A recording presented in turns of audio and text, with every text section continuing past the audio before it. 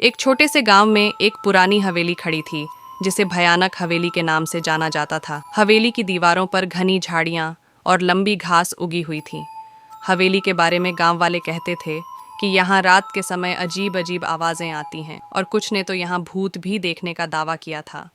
गांव में एक युवा और निडर व्यक्ति विकास ने हवेली की सच्चाई जानने की ठानी। वह कई दिनों तक हवेली के बारे में कहानियां सुनता रहा और आखिरकार एक रात हवेली में रात बिताने का निर्णय किया। रात के अंधेरे में विकास हवेली की ओर बढ़ा। हवेली का मुख्य द्वार धीरे धीरे खुला और उसने अंधेरे में कदम रखा। हवेली के भीतर घुसते ही उसे एक अजीब ठंडक का एहसास हुआ। हवेली का वातावरण बेहद खामोश था, केवल उसकी सांसों की आवाज़ सुनाई दे रही थी।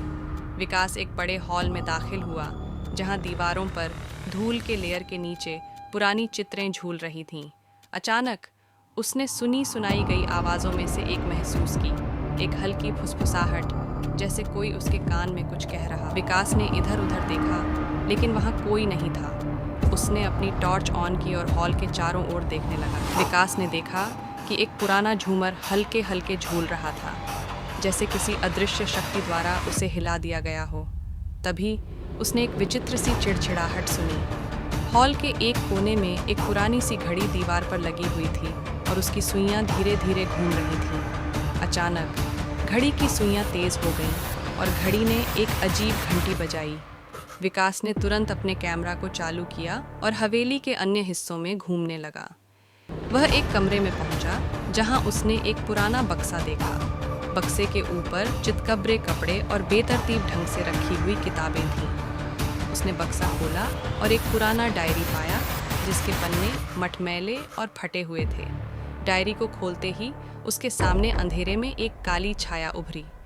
छाया एक महिला की थी जिसका चेहरा दर्द और क्रोध से भरा हुआ था। महिला ने विकास से कहा, मुझे शांति चाहिए, लेकिन मेरे साथ हुए अन्याय का प्रतिशोध लेना बाकी है। महिला की आत्मा ने बताया कि वह हवेली की मालिक की पत्नी थी जिसे उसके पति ने धोखा दिया और मार डाला। उसकी आत्मा हवेली में फंसी हुई थी और वह शांति की तलाश में थी। विकास ने गांव वालों की मदद से हवेली में पूजा का आयोजन किया। पूजा के बाद महिला की आत्मा को शांति मिली और हवेली में एक नया सुकून भरा माहौल लौट आया। इसके बाद हवेली को एक सांस्कृतिक धरोहर में बदल दिया गया, लेकिन आज भी लोग उस हवेली की ओर संदिग्ध दृष्टि से देखते हैं। कभी कभी रात के अंधेरे में हवेली से अजीब अजीब आवाज़ें आती हैं, जैसे कोई अपनी गाथा दोहराता हो।